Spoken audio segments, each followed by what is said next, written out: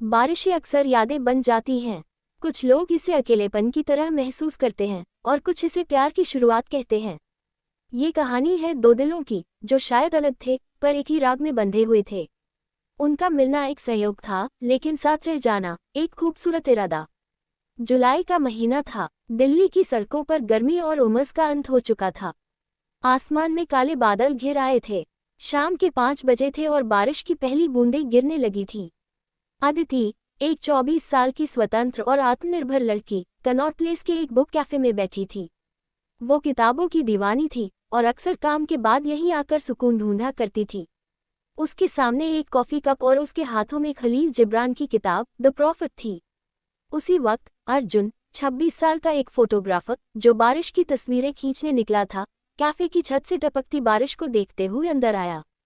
उसके कपड़ों से पानी टपक रहा था, बाल बिखरे थे और आंखों में एक अजीब सी गहराई थी। अर्जुन की नज़र सीधे अदिति पर पड़ी। वो किताब में डूबी थी, जैसे उसके लिए बाहर की दुनिया का कोई मतलब ही नहीं था। अर्जुन ने एक कोना चुना, पर नजरें किताब में खोई उस लड़की पर ही अटक गईं। अचानक अदिति ने सिर उठाया और दोनों की नजरें मिलीं।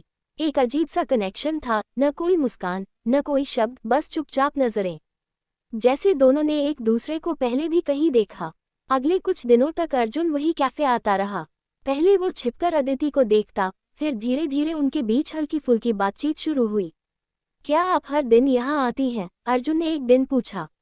अदिति मुस्कुराए। जब जिंदगी भारी लगती है, किताबें हल्का कर देती हैं।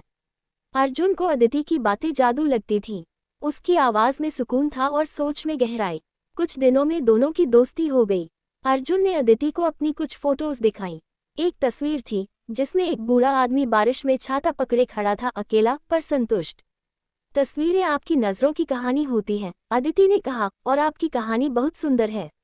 एक दिन जब बारिश बहुत तेज थी, अर्जुन ने अदिति को अपनी बाइक पर घर छोड़ने का प्रस्ताव दिया। अदिति थोड़ी झिझकी, लेकिन मान गई। बारिश की बूंदें उनके चेहरों पर गिर रही थीं, पर दोनों की आंखों में एक चमक थी, जैसे वो इस पल को कभी नहीं भूलेंगे। घर पहुंचकर अदिति ने कहा, शुक्रिया, और आज बारिश बहुत खास लगी। शायद आपकी वजह से। अर्जुन ने कुछ नहीं कहा, बस मुस्कुराया। उस रात अदिति की नींद नहीं आई।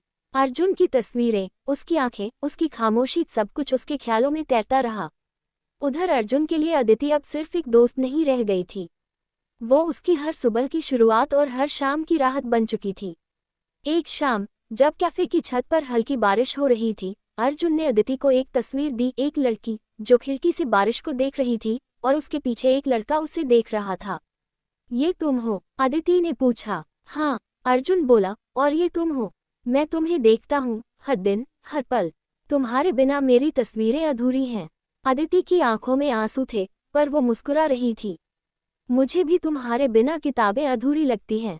दोनों की आंखों में सच्चाई थी। शब्द कम थे, पर दिल बहुत कुछ कह रहे थे। जैसे हर कहानी में एक मोड़ आता है, वैसे ही इस कहानी में भी आया। अदिति को एक मल्टीनेशनल कंपनी से पेरिस में नौकरी का ऑफर मिला।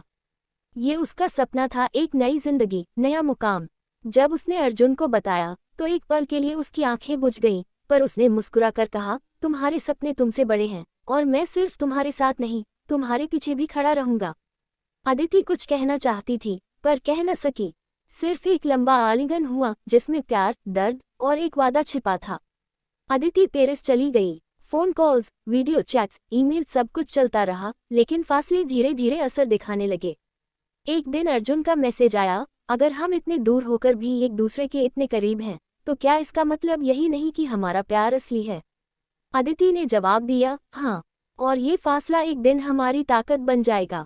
2 साल बाद अदिति भारत लौटी। उसने अर्जुन को नहीं बताया। सीधे उसी कैफे में गई जहां सब शुरू हुआ था। बारिश हो रही थी। वो पुरानी टेबल पर बैठी थी, सामने कॉफी और द प्रॉफिट की वही किताब। अचानक अर्जुन आया, बाल वही बिखरे हुए, आंखें थोड़ी और गहरी, पर मुस्कान वैसी ही। तुम आ गई? अर्जुन ने पूछा। मैं कभी गई ही कब थी, अदिति ने कहा। मैं हर दिन तुम्हारी तस्वीरों में थी। अर्जुन ने जेब से एक छोटी सी रिंग निकाली। क्या अब बारिशों को साथ जीना है? अदिति ने बिना एक शब्द बोले हाथ आगे कर दिया। रिंग उसकी उंगली में थी और आंखों में सिर्फ आंसू और खुशी। कुछ महीने बाद उनकी शादी हुई, बारिश के मौसम में, खुले आसमान के नीचे। उस दिन भी हल्की फुहारें थीं, और उसी कैफे के बाहर उन्होंने एक नई तस्वीर ली, साथ में भीगे हुए और पूरी तरह से प्यार में डूबे हुए। बारिश, जो कभी उनकी पहली मुलाकात थी, अब उनके जीवन का हिस्सा बन चुकी थी, हर मौसम में, हर एहसास में। कभी कभी प्यार धीरे धीरे परिपक्व होता है, जैसे बारिश की वो पहली बूंद जो जमीन को महका देती है।